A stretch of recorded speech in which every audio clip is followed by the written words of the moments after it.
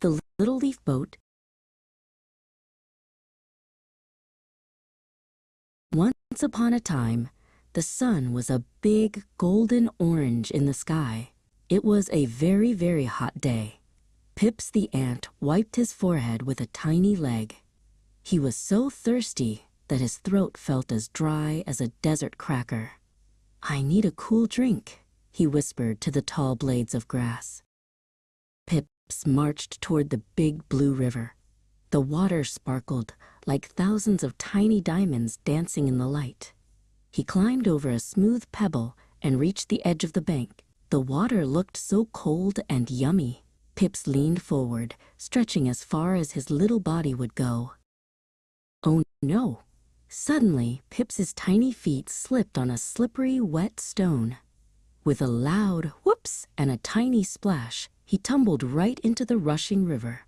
The water was much faster than it looked from the shore. Pips tried to paddle, but the bubbles were everywhere. "Help! Help!" Pips cried out, his voice sounding like a tiny squeak against the roar of the river. He couldn't swim, and the current was pulling him away from his home. He felt very scared and very small in the middle of the giant wet world. High up in a leafy green tree, Paloma the dove was resting. She heard a tiny, worried sound coming from the water. She looked down with her bright eyes and saw Pips splashing.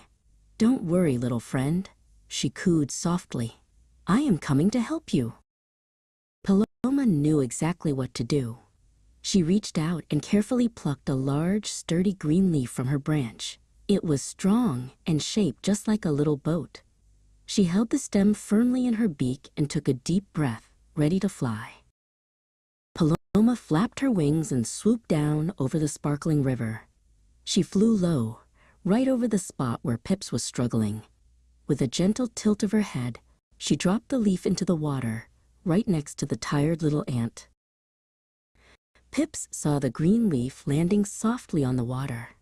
It looked like a giant emerald island. He reached out with all his might and grabbed the edge of the leaf. He pulled himself up, shivering and wet, until he was safe on top of the floating boat. The leaf boat carried Pips slowly and gently toward the sandy shore. He sat in the middle of his leaf, watching the riverbanks go by. He wasn't scared anymore. He felt the warm sun drying his back and knew he was going to be okay. When the leaf touched the sand, Pips hopped off and gave a happy cheer. Paloma flew down and landed softly beside him.